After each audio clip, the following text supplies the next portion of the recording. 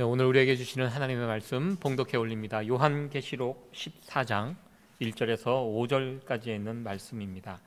또 내가 보니 보라, 어린 양이 시온산에 섰고 그와 함께 14만 4천이 섰는데 그 이마에 어린 양의 이름과 그 아버지의 이름을 쓴 것이 있도다. 내가 하늘에서 나는 소리를 들으니 많은 물소리도 같고 큰 내송도 같은데 내게 들리는 소리는 검은 것 하는 자들의 그 검은 것 하는 것 같더라.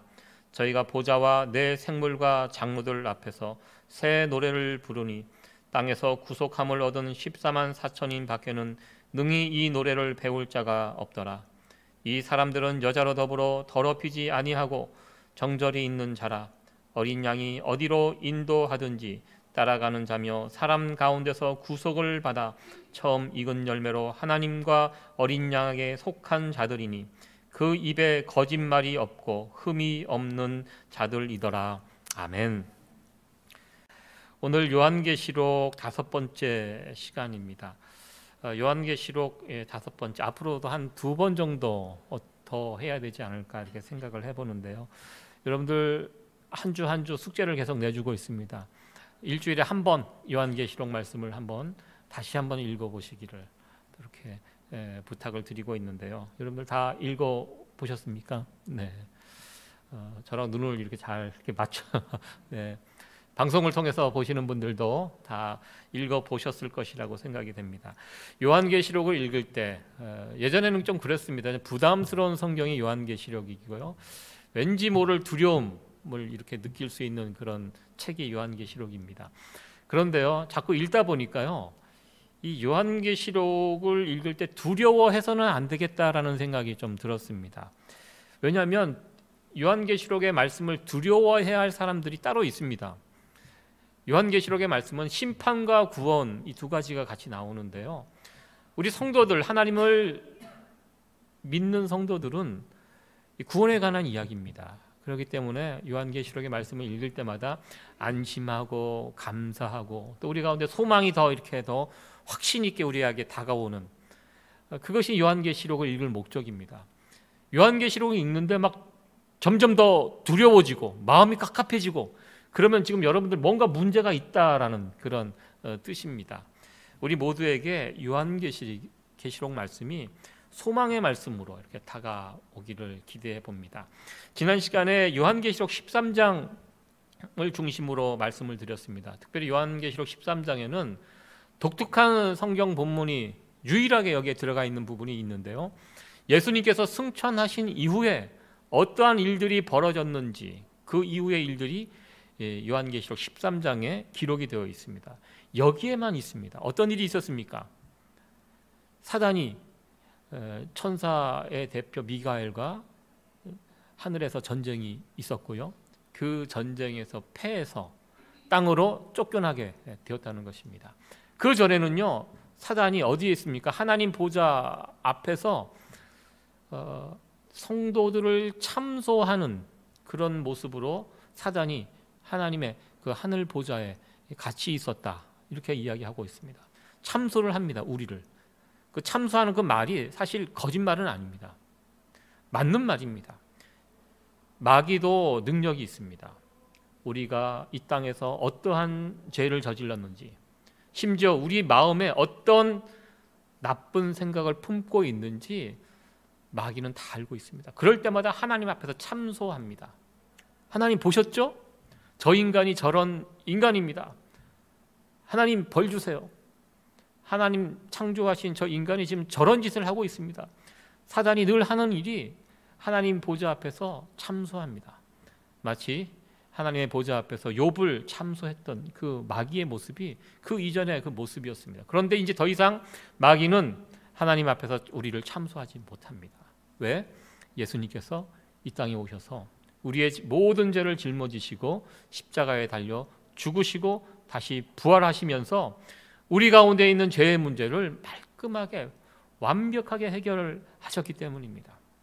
마귀가 참소를 해도 예수님이 가만히 있지 않습니다. 그래, 내가 그것 때문에 내가 십자가에 달려 죽었잖아. 그 문제 내가 다 해결했잖아. 예수님께서 이렇게 말씀하시기 때문에 이제 마귀는 하나님 앞에서 더 이상 참소하지 못하고 하늘에 쫓겨서 바닥에 떨어지게 되었습니다.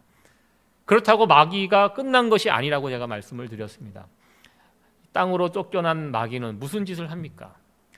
여자로 대표되는 교회가 지금 광야에 나가 있습니다. 마귀를 피해 광야에 나가 있는데요, 마귀가 광야까지 쫓아와서 그 여자를 괴롭힙니다. 어떻게든 이 교회를 흔들고 괴롭히고 성도들을 쓰러뜨리기, 그게 마귀의 목표입니다. 하나님을 모르는 사람들은 가만히 내버려 둡니다. 그건 신경 안 써도 됩니다. 마귀의 신경은 온통 성도들의 교회에 있습니다. 왜냐하면 교회가 무너지고 성도들이 쓰러지는 것을 하나님이 가장 가슴 아파하기 때문에, 그걸 알기 때문에 마귀는 지금도 이 땅에서 하는 일이 바로 그 일을 합니다. 교회를 괴롭히고, 또 한 가지 일이 있다고 제가 말씀을 드렸습니다. 두 짐승 이야기를 지난 시간에 했습니다. 두 짐승, 첫째 짐승, 두 번째 짐승. 첫째 짐승이 무엇이고 두 번째 짐승이 무엇인지 지난주에 말씀을 드렸습니다. 사람들은요, 사단을 숭배하지 않습니다. 우상을 다이렉트로, 마귀 사탄을 숭배하는 사람들은 드뭅니다. 그래서 사단, 용은 어떤 작전을 쓰냐면 첫째 짐승을 세워서 그에게 권세와 능력 줍니다. 그래서 사람들이 그 첫째 짐승을 우상 숭배하게끔 그렇게 만듭니다. 그 일을 돕기 위해서 둘째 짐승이 또 있습니다. 지난 시간에 제가 말씀을 드렸죠. 이 세상에 있는 우상 숭배 시스템은 다 이와 같이 움직이고 있다고. 첫째 짐승이 있고, 예를 들어서 이만희가 있다면 신천지의 이만희가 첫째 짐승이고요, 그 밑에 있는 임원들이 둘째 짐승입니다. 사람들이 이만희를 섬기도록 옆에서 부추기고 괴롭힙니다. 초대교회 당시는 로마 교회가 있었습니다. 로마 황제가 있었습니다. 초대교회 로마 황제 어떤 역할을 합니까? 첫째 짐승의 역할을 합니다. 황제 숭배를 하게 합니다. 누가 합니까? 황제가 직접 쫓아다니면서 너 나 숭배해 이렇게 이야기하지 않습니다. 황제는 그냥 폼나게 보좌에 왕관을 쓰고 앉아 있습니다. 그 밑에 있는 신하들이 첫째 짐승을 섬기도록 돌아다니면서 사람들을 괴롭힙니다. 만약에 황제 숭배를 거절하면 어떻게 합니까? 감옥에 가두고 또 죽이기도 합니다. 초대교회 당시 많은 기독교인들이 황제 숭배를 거부하고 그렇게 순교를 당했습니다. 이것이 세상의 시스템입니다. 지금도 똑같이 흘러가고 있습니다. 저 북한의 김일성 왕조 첫째 짐승입니다. 김일성, 김정일, 지금은 김정은. 첫째 짐승이 죽었다가 다시 살아나고 죽었다가 다시 살아나고 제가 말씀을 드렸습니다. 그 밑에 있는 공산당들이 사람들에게 첫째 짐승을 숭배하도록 계속 그렇게 움직여가고 있습니다.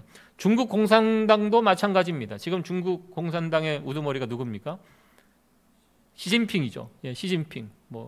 저는 기억나는 사람이 등소평, 지금은 시진핑. 거기도 자본주의가 들어갔다고 하지만 공산주의 사회입니다. 미국과 다릅니다. 시진핑이 있습니다. 첫째 짐승입니다. 공산당들이 활동합니다. 시진핑을 비방하고 욕하는 사람들 중국에서 살 수 없습니다. 중국에서 중국 자체를 욕하면 사라집니다. 중국이 그런 나라입니다. 첫째 짐승이 있고요, 둘째 짐승들이 지금 활동하고 있고, 중국 사람들 보면, 거기에 나오는 사람들 보면 그 첫째 짐승을 찬양하고 숭배하고 섬기고 있습니다. 세상에 지금 흘러가는 이 시스템을 우리가 볼 수 있어야 한다는 것입니다. 그리고 나서 오늘 요한계시록 14장에 있는 말씀들이 나오고 있습니다. 13장은 그 용의 무리들에 대해서 자세하게, 용의 무리들이 어떻게 시스템이 되었고 어떻게 돌아가고 있는지를 이렇게 보여주었다면, 요한계시록 14장은 그 반대편 무리에 대해서 설명하는 성경이 요한계시록 14장입니다. 반대편 무리들, 오늘 성경에 보면 14만 4천 명. 이 14만 4천 명은 요한계시록 7장에 지난번에 언급을 했습니다. 그냥 진짜 문자적으로 14만 4천 명, 하나 둘 셋 넷 카운트해갖고 14만 4천 명이 아니라 14만 4천 명은 누구입니까?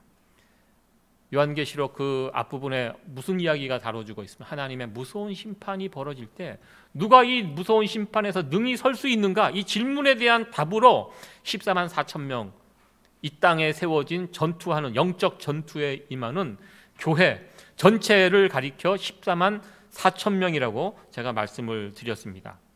이 14만 4천 명은 하나님으로부터 인을 받는 사람들입니다. 인이 무엇입니까? 너는 내 것이다. 내가 너를 지켜 보호하겠다. 이 뜻으로 14만 4천 명에게 인을 찍어주셨다고 말씀드렸고요. 지난 시간에 요한계시록 13장에 666이라는 숫자, 용의 자식들, 사단의 자식들, 그들도 하나님의 자식들의 자녀들이 이마에 인을 박는 것처럼 그들도 사단의 자식이라는 상징적인 의미로 666 숫자를 그렇게 새겨 넣어서 666, 이거는 용의 자식, 사단의 자식이라고 알 수 있듯이 이마와 손목에 새긴다는 것은 쉽게 드러나는 곳입니다. 누구나 딱 보면 알 수 있도록 그렇게 한다는 것입니다. 오늘 14장에 있는 말씀을 한번 살펴보기를 원합니다. 1절 말씀을 같이 한번 읽어보도록 하겠습니다. 시작. 또 내가 보니 어린 양이 시온산에 섰고 그와 함께 14만 4천이 섰는데 그 이마에 어린 양의 이름과 그 아버지의 이름을 쓴 것이 있도다. 아멘. 시온산, 실제로 이스라엘 땅에는 시온산이 있고요. 이 시온산은 천국에 있는 시온산, 그렇게 비유적으로 말씀하고 있는데요. 지금 시온산에 어린 양이 서 있고 그 옆에 14만 4천 명의 성도들이 함께 서 있는 그런 장면입니다. 천상에는 허드한 무리들이 있었는데요. 이 14만 4천은 지상교회에 있는 성도들의 숫자를 이야기합니다. 그 지상교회에 있는 14만 4천 명의 숫자가 지금 천상교회에 가서 서 있는 그 장면을 사도 요한이 환상으로 보게 됩니다. 지상교회 성도들이 비록 몸은 이 땅에 있지만 그들의 소속이 어디인가? 하늘이라는 것입니다. 천상 예배에 참여하여서 하나님을 찬양하고 예배하는 그 영광스러운, 장차 14만 4천 명이 참여하게 될 그 영광스러운 예배, 그 예배를 사도 요한은 환상 중에 보면서 이 요한계시록 14장의 말씀을 전하고 있습니다. 어린 양과 함께 서 있는 14만 4천 명의 그 웅장한 모습, 한번 여러분들 잠깐 눈을 감고 상상을 해보시기 바랍니다. 정말 우리의 가슴이 웅장해지고 뜨거워지는 그런 장면입니다. 특별히 14장 1절 말씀을 읽으면서 우리가 꼭 붙들어야 될 사실이 있습니다. 무엇이냐면 우리는 반드시 어린 양 편에 서 있어야 한다는 것입니다. 요한계시록 13장에는 용의 편에 선 사람들 이야기가 쭉 나옵니다. 그리고 나서 14장 이야기가 이어지고 있는데요. 어린 양 편에 서 있는 14만 4천 명의 그 모습, 나는 어느 편에 서야 할 것인가? 나는 어린 양 편에 설 것인가? 아니면 첫째 짐승 편에 설 것인가? 우리는 결정해야 합니다. 중간 어디쯤 어중간한 그 자리는 없다는 것입니다. 이 자리는 둘 중에 하나입니다. 내가 어린 양 편에 서 있지 않으면 첫째 짐승 편에 서 있는 것입니다. 둘 중에 하나의 문제입니다. 지금 트럼프와 바이든, 지금 현 대통령 바이든입니다. 미국 대통령 선거가 벌어지면 세계 각국의 나라들의 셈법들이 복잡합니다. 어느 편에 서야 할지를 결정하기가 쉽지 않습니다. 미국 대통령 선거가 그렇습니다. 지난번 올해는 바이든이 이제 대통령으로 당선이 됐는데요. 항상 뚜껑을 열어봐야 합니다. 지난번 대통령 선거에서는 힐러리와 트럼프가 이렇게 후보로 나왔을 때 많은 사람들이 힐러리가 될 것이라고 이야기를 했고요. 그래서 많은 나라들이 힐러리 쪽에다가 이렇게 줄을 대고 기다렸습니다. 그런데 힐러리가 떨어지고 트럼프가 되면서 각 나라들, 그때 줄을 잘못 섰던 나라들이 큰 곤란을 당했어요. 그래서 이게 대통령 선거가 벌어지면요, 너무 한쪽에 이렇게 줄 서면 안 된다는 것입니다. 어중간한 그 자리에서 중간에서 전략적 모호함이라고 그렇게 표현합니다. 우리와 같은 약한 나라들은 전략적 모호함, 외교 전략입니다. 보통 우리 엄마 아빠가 자녀들에게 물어보죠. 너 엄마가 좋아, 아빠가 좋아? 이거 굉장히 어려운 질문입니다. 그럴 때 아이들이 지혜롭게 전략적 모호함으로 대답을 해야 합니다. 어느 한쪽으로 이야기를 하면 문제가 생길 수 있습니다. 한국의 외교가 그렇습니다. 요즘 그렇습니다. 한국의 외교가 지금 미국 편에 설 것인가, 중국 편에, 새롭게 이제 강대국으로 등장하는 중국 편에 설 것인가, 이 중간에서 한국 외교의 한마디로 이 전략적 모호성 이야기를 참 많이 합니다. 이가 과거에는 미국은 혈맹입니다. 미국 편에 서 있었는데요. 이제 경제적인 이익은 중국을 통해서도 많이 지금 얻게 됩니다. 그래서 일방적으로 미국 편에 서 있으면 경제적인 어떤 손해를 봐야 되기 때문에 전략적 모호성으로 가운데 서서 이럴 때 저럴 때 여기 붙었다 저기 붙었다, 이렇게 지금 하고 있습니다. 그러면서 대한민국의 이익을 극대화 지금 하려는 그런 외교 전략을 지금 취하고 있는데요. 이것이 잘하면 좋습니다. 그러나 자칫 잘못하다가는 양쪽으로부터 버림을 받을 수 있는 개밥의 도토리가 된다고 하죠. 그런 위험도 있습니다. 하여튼 이건 정말 앞으로 대한민국의 지도자가 이거 정말 지혜롭게 잘 선택해서 판단을 해야 할 문제라고 생각합니다. 어디에 붙을 것인가, 어디에 설 것인가, 이것이 또 대한민국의 미래를 결정하는 아주 중요한 결정이 될 텐데요. 세상은 이쪽 저쪽 눈치를 보면서 어중간한 위치에서 이게 쓸 수 있습니다. 그러나 영적인 세계는 그렇지 않다는 것입니다. 이 편 아니면 저 편입니다. 분명하게 서야 한다는 것입니다. 영적인 세계는요, 어중간한 자리가 없습니다. 어느 교회 교인이 목사님을 찾아와서 상담을 했던 내용을 제가 들은 적이 있습니다. 그 목사님이 굉장히 복음적이고 또 열정적이고 또 부흥사 강사로서 그 말씀을 아주 힘있게 전하시는 그 목사님이셨는데요. 자기 교회 교인이 한번 찾아와서 그런 이야기를 상담을 했대요. 목사님, 저는 지금 천국에 갈 수 있을지 지옥에 갈지 잘 모르겠습니다. 어쩔 때는 천국 갈 수 있는 것 같기도 하고 또 어쩔 때는 지옥 갈 것 같기도 하고 막 이게 정말 저는 잘 그 부분에 대해서 자신 있게 대답을 못 하겠습니다. 이렇게 이야기를 하면서 자신의 상황을 이야기를 했대요. 그러니까 그 목사님이 이야기를 듣고 그렇게 말씀을 주셨다고 합니다. 복잡하게 생각할 필요 없으십니다. 제가 보기에는 당신은 지옥에 갈 것이라고 단도직입적으로 얘기를 했습니다. 이거는 애매한 문제가 아닙니다. 내가 천국에 갈지 지옥에 갈지 헷갈리고 막 왔다 갔다 하는, 뭘 헷갈리냐고, 지옥 가신다고 이렇게 사시면. 그러니까 단번에 단칼에 그 문제를 정리를 해 주셨다고 합니다. 당장 지옥 가라는 얘기가 아니라 당신 지옥 가라 이 얘기가 아닙니다. 이런 문제 갖고 왔다 갔다 하면 세상과 하나님을 사이에서 어중간한 위치에서 이 편인지 저 편인지 이래 갖고는 안 된다는 그런 뜻이었습니다. 그러니까 정신이 번쩍 들게끔 그렇게 말씀을 주셨다고 합니다. 그렇습니다. 이 문제에서는 어중간한 자리는 없다는 것입니다. 내가 어린 양 편에 서 있든지 거기에 서 있지 않으면 우리는 어디에 서 있습니까? 영적인 세계에 중간지대는 없다는 것입니다. 어중간한 자리는 없습니다.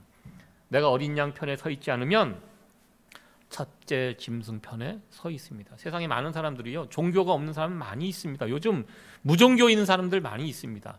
무종교가 어중간한 중간 자리 아닙니다. 어린 양 그 편에 서 있지 않으면 다 우상 숭배하는, 자기를 믿고 자기 사상을 믿고 살아가는 사람들입니다. 우상 숭배하는 그 자리, 첫째 짐승을 섬기는 그 자리에 서 있는 것이라는 겁니다. 그렇다면 이 영광스러운 천상 예배에 참여할 수 있는 이 14만 4천 명, 그 자리에 서기 위해서는 우리가 어떻게 해야 하는가? 내가 마지막 심판 자리에 올라갔을 때 그냥 뚜벅뚜벅 걸어가서 어린 양 자리에 그냥 서면 되는 것인가? 어떻게 하는 것이 어린 양 편에 서는 것인지 오늘 말씀을 통해서 그 부분에 관해서 한번 살펴보기를 원합니다. 어떻게 하면 우리가 어린 양 편에 설 수 있는 교회, 성도가 될 수 있는지, 어린 양 편에 서 있는 교회, 성도의 5가지 특징이 여기에 있다는 것입니다. 오늘 본문 말씀을 통해서 하나씩 살펴보도록 하겠습니다. 살펴보시면서 나에게는 이런 특징이 있는지, 우리 교회는 이런 특징이 있는지 한번 점검해 볼 수 있는 그런 시간이 되기를 원합니다. 첫 번째 특징은 하나님을 찬송할 수 있다는 것입니다. 우리가 지금 코로나 팬데믹 상황 가운데 성가대 없이 이렇게 예배를 드린 지가 참 오래된 것 같습니다. 많은 시간이 흘렀어요. 그래서 예배를 드려도 뭔가 하나 이렇게 좀 채워지지 않는 그런 아쉬움이 있습니다. 빨리 정상적으로 교회가 회복이 되면, 예배가 회복이 되면 정말 우리 성가대 예배를 통해서 마음껏 하나님을 찬양할 수 있는 그 날이 정말 기다려지는 그런 이때입니다. 어린 양 편에 서 있는 교회, 성도, 첫 번째 특징은 하나님을 찬송할 수 있다는 것입니다. 오늘 말씀 3절에 보면 그런 표현이 있습니다. 우리 3절 말씀 같이 한번 읽어보도록 하겠습니다. 시작. 저희가 보좌와 내 생물과 장로들 앞에서 새 노래를 부르니 땅에서 구속함을 얻은 14만 4천 능히 이 노래를 배울 자가 없더라. 능히 이 노래를 배울 자가 없더라. 우리가 천국에 올라가면 천국에서 참여하는 그 예배는 새로운 노래를 부르게 될 것입니다. 이 땅에서 부르는 그런 찬양이 아니라 하늘에 가서는 새로운 노래를 배워서 찬양을 하게 되는데요, 어린 양 편에 서 있는 사람들은 그 노래를 능히 배워서 찬양을 부를 수 있다는 것입니다. 반대로 이 노래를 배울 수 없는 사람들이 있습니다. 찬양을 못 부르는 사람들이 있습니다. 가르쳐줘도 못 부르는 사람들이 있습니다. 요즘 한국 분들 노래 부르는 거 참 좋아합니다. 특별히 요즘 트롯 열풍이라고, 남녀노소 어린아이들 트로트 부르는 노래 이렇게 모습 보니까 보기는 안 좋더라고요. 여러분들은 모르겠어요. 귀엽게 보이신지 모르겠지만 아주 어린아이들이 머리 이렇게 좀 2대8로 넘기고 나와서 막 트로트 노래 이렇게 부르는데 저는 좀 이게 불편하더라고요. 왜? 애들이 노래라는 것이 자기 삶에서 우러나온 것이 되어야 되는데 애들이 경험을 해봤자 뭘 했겠습니까? 그래서 막 노래를 부르고, 제가 예전에 20대 초반에 기억나는 친구가 하나 있는데 그 친구가 나이에 걸맞지 않게 옛날 노래에 빠져 살던 친구가 하나 있어요. 경남 남해에서 왔던 친구인데 자기의 꿈이 그거래요. 자기는 그냥 봉고차 하나 사서 거기다가 이제 생선 팔고 그러면서 동네 다니면서 그렇게 살고 싶다고. 왜냐하면 그 차 타고 다니면서 그 카세트 테이프에서 노래를 자기가 마음껏 들을 수 있잖아요. 그게 자기의 인생의 목표라고. 소박한 친구였어요. 근데 그 친구가 정말 트롯 노래를 모르는 노래가 없어요. 어디 가서 새로운 노래 들으면 수첩 꺼내갖고 그걸 막 적어요. 가사를 적고, 그리고 쉬는 시간에 돌아다니면서 그 노래를 꺼내는 혼자 막 노래를 불러요. 근데 노래는 정말 못했어요. 노래는 못했는데 노래를 좋아해갖고 그 노래를 계속 배우고 익히고 모르는 노래가 없을 정도로 그 옛날 나왔던 그 오래된 노래들을 다 깨고 있는, 제가 그 친구 수첩을 한번 이렇게 보니까요, 전 대부분 다 모르는 노래고, 그리고 배우고 싶은 마음이 1도 안 생기는, 그랬더니 그 장면이 생각이 납니다. 마찬가지로요. 이와 마찬가지로 세상 사람들은요, 하나님을 찬송할 수 없습니다. 찬송은 요즘 노래 사랑은 아무나 하나 그런 노래가 있죠. 찬송은 아무나 하는 것이 아니라는 것입니다. 누가 찬송할 수 있습니까? 하나님을 아는 사람이 찬송하고요, 하나님으로부터 받은 은혜가 있는 사람, 하나님을 체험한 사람, 구원의 능력을 경험한 사람들이 하나님을 찬송할 수 있습니다. 그러니까 천국에 가서 예배에 참여하면 찬송하고 싶어요. 하나님을 찬송하고 싶어서 그 하늘에서 새로운 노래를 알려주면 금방금방 배워요. 금방금방 익혀서 그 찬양을 같이 참여해서 같이 부를 수 있는 사람이 된다는 것입니다. 나는 내 삶 가운데 나는 하나님을 날마다 찬송하며 살아가고 있는가? 한번 우리의 모습들을 돌아봤으면 좋겠습니다. 찬송이라는 것이 단지 노래만 하는 것이 아닙니다. 우리 입술에서 찬송이 나오는 것, 하나님을 아는 사람, 하나님의 진가가 하나님의 진가를 아는 사람이 찬송을 할 수 있어요. 내 입에서 지금 찬송이 불려지고 있는지 아니면 찬송이 끊어졌는지 우리의 모습들을 점검했으면 좋겠습니다. 어린 양 편에 설 수 있는 자, 누가 설 수 있습니까? 하나님을 찬송할 수 있는 사람이 어린 양 편에 서게 된다는 이 사실을 기억했으면 좋겠습니다. 두 번째 특징은 신앙의 정절을 지킨 사람입니다. 여자로 더불어 더럽히지 아니하고 정절이 있는 자라 이렇게 되어 있습니다. 여자로 더불어 더럽히지 아니하고, 여기 나와 있는 여자는 남자 여자 이런 의미가 아니라 상징적인 의미입니다. 요한계시록에 보면요, 하나님을 대적하는 네 가지 존재가 있습니다.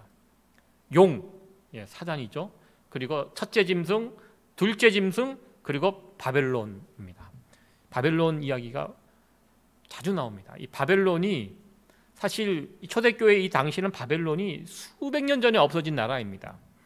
근데 바벨론, 그때 당시 바벨론은 로마 제국이 바벨론의 역할을 했습니다. 바벨론이 했던 악 가운데 가장 큰 악이 무엇이냐면 성전을 무너뜨린 그 죄를 바벨론, 처음 바벨론이요 유다를 정복하고 성전을 다 회파시켜 버렸습니다. 무너뜨렸습니다. 그리고 나서 나중에 성전이 다시 재건이 됩니다.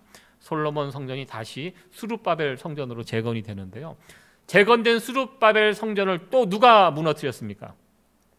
로마 제국이 무너뜨렸습니다. 그래서 로마 제국과 바벨론 제국은 같이 묶어서 바벨론 할 때 여기서 나오는 요한계시록의 바벨론은 로마 제국을 뜻합니다.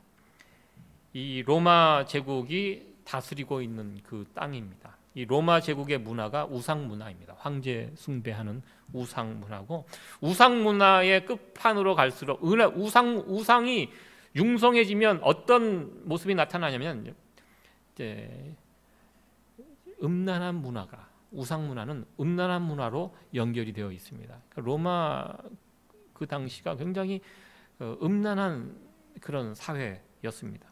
그런 상황 가운데 신앙을 지키고 신앙의 정절을, 육신의 정절을 지키면서 살아가는 자들이 그리스도인들이었습니다. 세상의 우상에 절하지 않을 뿐만 아니라 음란한 세상 문화에 물들지 않고 거룩을 지키고 가정을 지키고 배우자 서로 정절을 지켜가는 것, 그런 사람들이 어린 양 편에 서 있는 사람이라는 것입니다. 우리가 살고 있는 지금의 세상 얼마나 음란한 세상입니까? 요즘은 TV를 이렇게 보면 청춘들, 남녀 청춘들 결혼하지 않고도 쉽게 잠자리를 갖는 그런 장면들을 방송에서 편하게 보여주는 그런 세상입니다. 참 이 부분에 대해서 우리가 참 조심스럽게 얘기할 수밖에 없는데요, 예전에 몇 년 전에 여기 뉴욕의 미랄 선교단에 강균성이라는 배우가 와서 간증 집회를 했습니다. 탤런트고 굉장히 잘생긴 그런 남자 배우였는데요, 청년 때 자기의 삶이 다른 친구들과 비슷하게 그렇게 살았던 것 같아요. 여자들과 만나서 사귀고 교제하고, 그러다가 이 친구 하나님의 은혜를 체험하고 나서 어떤 메시지를 전하러 교회에 가서 전하냐면, 젊은 사람들을 모아놓고 너의 몸을 거룩하게 지키라는 것입니다.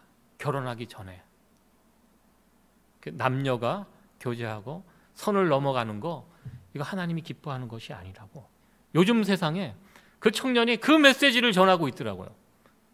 되게 때로는 재미있게 의미있게. 여기도 지금 미국도요, 많은 교회들이 그런 운동이 있었습니다. 그렇죠. 순결을 지키는 그 운동이 세상 사람들이 볼 땐 손가락 있다고 우습다고 시대에 뒤떨어지는 정신이라고 하는데요, 이곳에 있는 순결한 크리스찬들은요, 하나님을 뜨겁게 사랑하고 하나님 뜻대로 살기를 원하면서 발버둥 치는 사람들은요, 결국 그쪽으로 갑니다. 아, 내가 거룩하게 살아야 되겠구나, 이 악한 세상 가운데 정말 순결한 모습으로 살아야 되겠구나, 그러면서 그런 운동으로 나가는 것을 보게 됩니다. 그렇습니다. 우리가 거룩하신 하나님을 예배 가운데 만나게 되면 그런 열망이 생겨요. 나도 하나님처럼 거룩하게 살고 싶다, 내 삶을 정말 정결하게 드리고 싶다, 이런 마음이 든다는 것입니다. 창세기에 나오는 요셉이 왜 하나님의 사랑을 받았습니까? 요셉이 유혹이 왔을 때 거기서 등을 보이고 달아납니다. 내가 어떻게 하나님 앞에서 그 여인의, 유혹하는 여인의 손을 붙잡으면 요셉은 아마 잘 나갔을 것입니다. 다시 뭐 감옥에 갇히고 그런 일 없이 자신의 인생이 좀 이렇게 좀 뭐랄까요, 좋은 줄을 타고 승승장구할 수 있을 것입니다.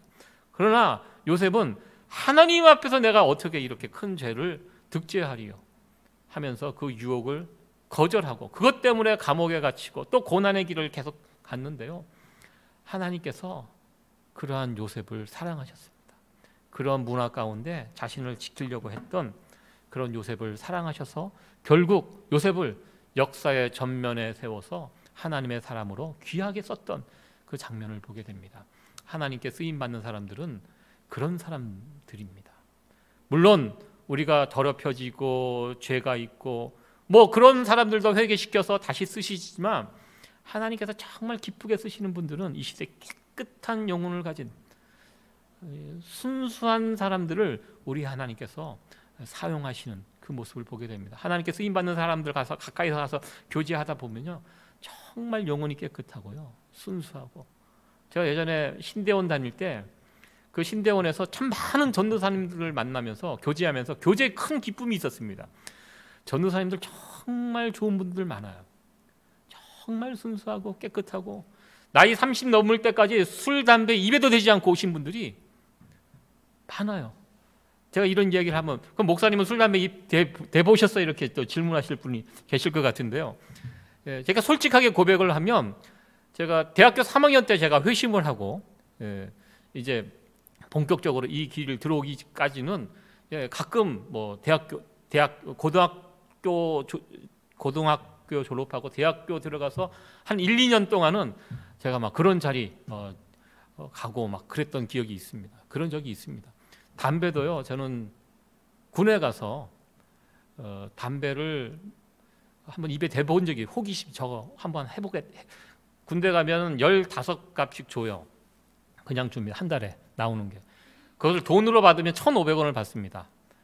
그러니까 돈 1,500원 받느니 그냥 15개 받아갖고, 왜냐하면 그 받아갖고 주변에 담배 피는 사람들 주는 게 훨씬 나아요. 왜냐하면 그 친구들 담배 떨어지면 늘 담배가 떨어지거든요. 그럼 가게 가서 그 PX에 가서 한 갑에 500원, 600원씩 돈 주고 사서 피는, 담배 피는 분들은 그거 못 끊어요. 못 참아요.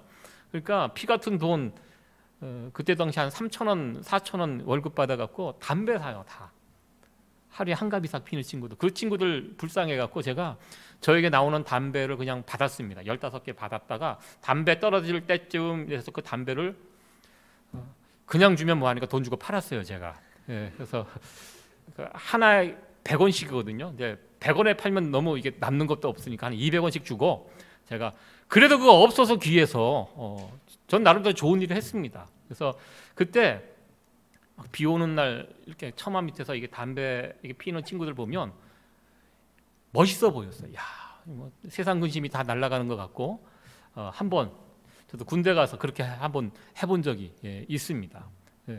그러니까 제가 신대원 가서 그런 전도사님들 이렇게 만나서 교제를 해보니까 정말 깨끗하신 분들, 정말 바른 생활, 말씀대로 순수하게. 저 같이 지냈던 우리 전도사님이 결혼을 했어요. 교회에서 만난 자매하고 한 3, 4년 사귀고 축복 속에 결혼을 했습니다. 결혼하고 신혼여행을 갔다 왔는데, 같은 기숙사에서 이제 다 이제 총각들이기 때문에 궁금하잖아요. 신혼 첫날 밤이 어땠는지 전도사님들도 그런 거 궁금하거든요. 그래서 불러다 놓고 세워놓고 보고하라고 우리 전도사님들끼리 막 이렇게 하니까 이 친구가 그런 얘기를 해요. 신혼 첫날 밤을 지냈는데 아주 뭐 그때 기분이 깨끗한 기분이 들었다고. 굉장히 제가 은혜가 됐습니다. 아, 그렇구나. 이분은 사귀면서도 신혼 첫날 때까지 신부의 순결을 지켜준 거예요. 그것을. 그러면서 결혼하고 나서 그렇게 아내와 그렇게 같이 한 방을 쓰고, 그러면서 너무 자기 안에 남아있는 기쁨, 은혜, 그것을 함께 나누면서 말씀을 전해주시는데요. 그걸 듣는 저자는 굉장히 은혜를 받았습니다.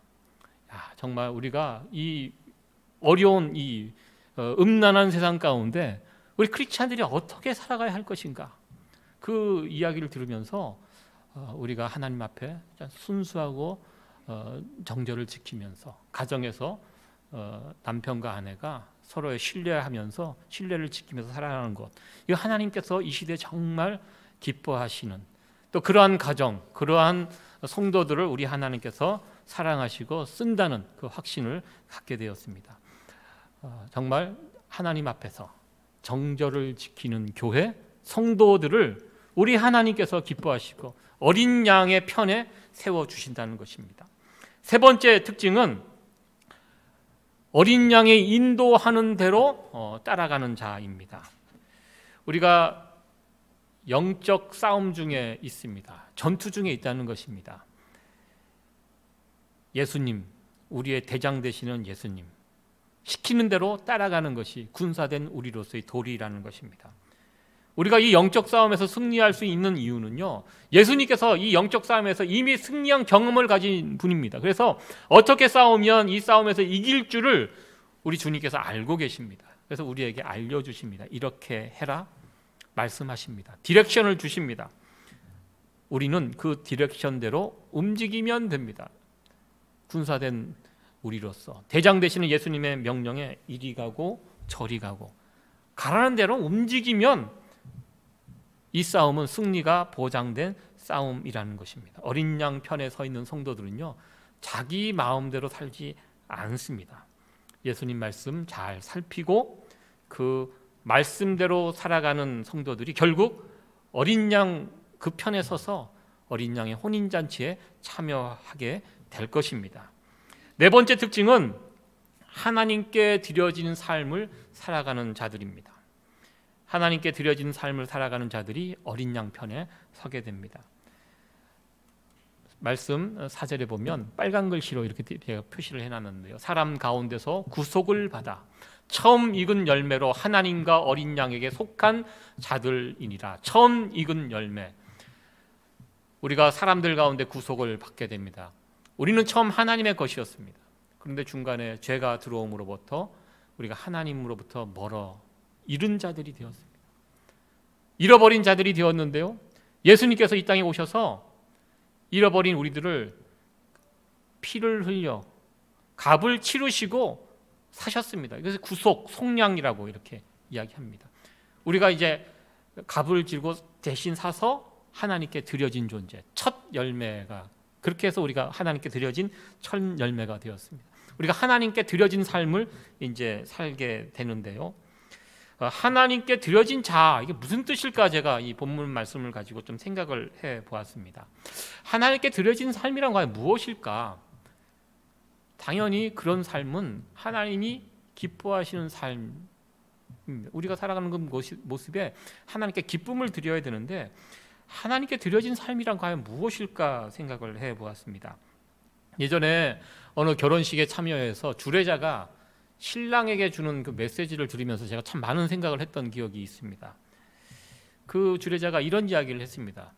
신랑에게, 앞으로 당신의 인생은 옆에 있는 그 아내 한 사람만을 행복하게 만드는 일에 당신의 전 생애를 다 쏟아 부으시라고. 네 아내가 행복하면 그것으로 끝이라는 것입니다.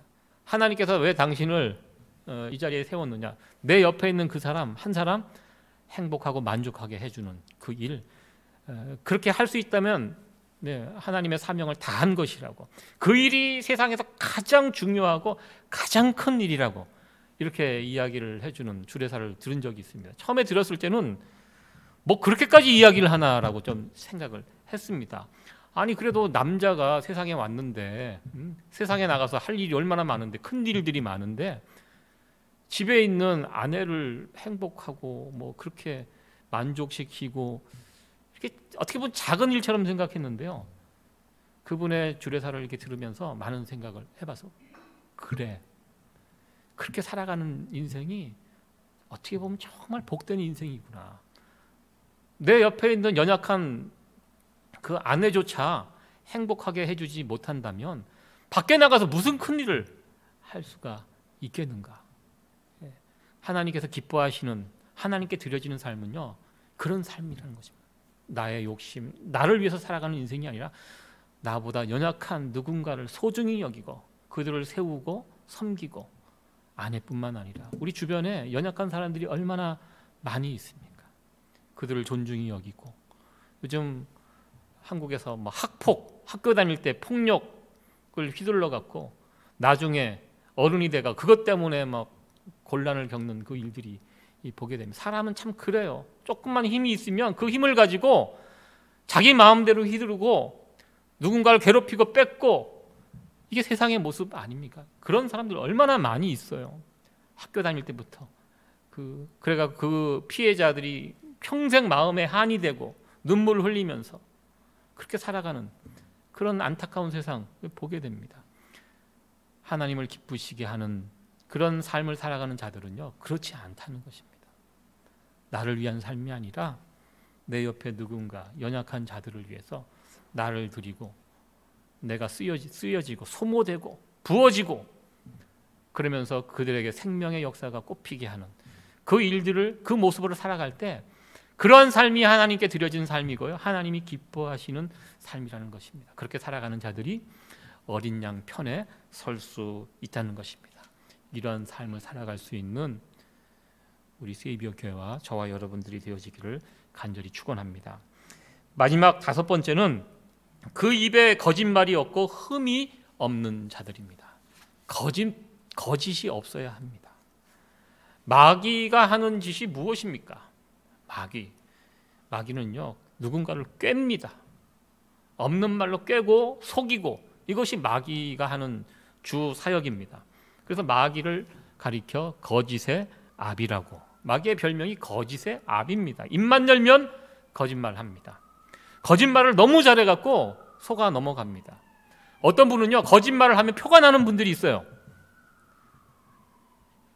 그래서 거짓말인 줄 알아요, 금방. 거짓말을 하면 막 이렇게 말이 빨라지고 얼굴이 막 이렇게 평소와 달라지 막 울긋불긋해지고. 여러분들 거짓말 하시면 다 표가 나시죠? 이게 표가 나야지 좋은 겁니다. 표 안 나게 거짓말하는 사람, 이게 무서운 사람입니다. 이 거짓말인지 진실인지 정말 깜짝같이 속일 수 있다는 것은 늘 거짓말하는 것이 몸에 익은 사람이기 때문에 그래요. 거짓말 못하는 것이 복입니다. 거짓말이라고 한번 했는데 하면서도 이게 막 자기도 이게 막 감당이 안 돼갖고 막 말을 더듬고 막 떨고 막 그런 사람들이 있어요. 예, 그런 분들과 사귀세요. 좋은 분들입니다. 예. 요즘 세상 사람들로부터 교회의 신뢰도가 지금 바닥에 떨어졌다, 그런 안타까운 뉴스를 듣게 됩니다. 신뢰도, 무엇이 믿지 못한다는 것입니다. 교회 다니는 사람들도 거짓말을 너무 잘합니다. 저도 이 부분에 가서 자유롭지 못합니다. 저도 살면서 거짓말할 때 있습니다. 근데 교회 다니면서 사람들이 왜 이렇게 신뢰도가, 그래도 교회 다니는 사람들이 하는 말은 믿어줘야 되는데요, 믿어주지 않습니다. 이번에 한국에 지금 코로나 팬데믹이고 몇몇 교회들이 막 뻥뻥 터지면서 교인들이 막 억울한 누명도 쓰고 지금 핍박을 받고, 사회 전반적인 분위기가 좀 그렇게 되어 있습니다. 제가 그 모습을 보면서 안타까운 것이요, 인터컵이라는 그 단체, 예전부터 문제 있는 단체였습니다. 그래서 교류도 끊고 이단이다 이제 막 하고, 결국 거기서 이번에 또 사고가 터졌는데요. 사고가 터질 수 있습니다. 교회라는 곳이 모여서 예배드리는 곳이기 때문에 모이다 보면 이런저런 그런 확진자들이 나올 수 있습니다. 어쩔 수 없는 상황입니다. 그럴 때 교회가 어떻게 해야 합니까? 죄송합니다 하면 되는 거 아니겠습니까? 일단 죄송합니다, 고치겠습니다, 그렇게 하면 되는데요, 인터컵 문제가 터졌을 때 거짓말을 합니다. 어딜 이동할 때 셀폰 다 끄고 다닙니다. 셀폰 끄고 다닌다는 것은 무슨 뜻입니까? 자기들도 이게 당당하지 않다는 걸 알고 있는 거예요. 셀폰을 끄고 다닐 때가 어디 있습니까? 우리가 다 다니죠, 당당하게. 그렇게 자신이 있으면 그걸 왜 끕니까? 그리고 나서 발각이 되면 거짓말을 합니다. 간 적이 없다고. 제가 그 모습을 보면서 깜짝 놀랐습니다. 다른 데도 아니고 선교단체가 무슨 일이 벌어졌으면, 드러났으면 솔직하게 인정하고 잘못을 빌면 그래도 괜찮은데요, 그 상황에도 끝까지 잘못을 인정하지 않고 거짓말하고, 선교단체가, 교회가 거짓말하는 그 모습을 보고 제가 정말 깜짝 놀라고, 어떻게 저럴 수가 있을까, 막 그렇게 했고요. 또 하나의 선교단체 IM 선교회, 아마 여러분들 작년에 이 뉴욕 지역에 와서 부흥회 강사로 오셨던 그 마이클 조 목사님, 선교사님, 뭐 그 이야기 아마 여러분들 그 설교를 들어보셨어요? 보셨어요? 마이클 조 선, 그분이 간증 뭐 새롭게 하소서 이런 데서 간증 집회도 하시고 지금 한국에서 굉장히 좀 인기 있는 강사였고요. 그래서 뉴욕 이 목회자 이 교회 협의회에서 아마 강사로 불러갖고 작년에 그 세미나 그 부흥회를 이렇게 연 것으로 알고 있습니다. 저도 작년에 그 이야기를 듣고 한 번 들어가서 그분 설교를 같이 들었는데 굉장히 저는 개인적으로 은혜를 받고 요즘 젊은 청년들, 청소년들에게 선한 영향력을 끼치는 그런 분이구나, 뭐 그 정도만 알고 있었는데 이번에 사고가 뻥 터졌는데 거기서 났더라고요. 그래서 너무 안타깝게 그 장면을 바라봤는데요. 그래도 제가 다행인 것은 이분은 거짓말을 하지 않더라고요. 나와서 잘못했다, 죄송하다, 최선을 다해서 협조하겠다, 뭐 자기에 대한 어떤 뭐 이렇게 뭐 진짜 목사가 맞냐 막 이런 이야기 막 나올 때 보니까요, 그래도 이분은 나름대로 솔직하게 나와서 해명을 하시더라고요. 제가 그 모습을 보면서 그래도 괜찮다, 저분은 그래도 소망이 있다, 그렇게 생각을 했습니다. 예, 교회는요 일단 거짓말을 하면 안 된다는 것입니다. 하나님을 믿는 성도들이 어떻게 거짓으로 상대방과 상대를 할 수 있겠습니까? 사실대로 말하고요. 그리고 상대방이 말하는 거 그냥 믿어주는, 그게 교인입니다. 어리숙하게 누군가 와서 속이면 속아 넘어주고 믿어주고 투명하게 맑게 살아가는 것이 성도들의 삶이라고 저는 생각합니다. 그런 투명하고 거짓 없이 살아가는 성도들이 결국 어린 양 편에 서게 될 것입니다. 말씀을 정리하도록 하겠습니다. 지난 시간에는 두 짐승에 대해서 살펴봤습니다. 오늘은 그 두 짐승 반대편에 있는 어린 양 편에 서 있는 그 부분에 대해서 함께 살펴보았습니다. 두 짐승 편에 설 것인가, 어린 양 편에 설 것인가, 이 두 편 중에 한 편이 우리가 속한 편입니다. 어린 양 편에 선다는 것, 그것이 무엇인지, 이 땅의 교회들이 어떠한 모습으로 서 있어야 할 것인지 오늘 말씀을 통해서 이 5가지를 살펴보았습니다. 이 5가지의 모습이 우리 교회 안에 또 성도들 각 삶 가운데 날마다 풍성히 자라나기를 간절히 기대해 봅니다. 하나님을 찬양하는 교회, 정결한 교회, 예수님 명령대로 움직이는 교회, 하나님께 드려진 삶을 살아가는 교회, 거짓 없이 진실한 교회, 이와 같은 모습들이 우리 가운데 날마다 풍성하게 나타나여지기를 간절히 축원합니다.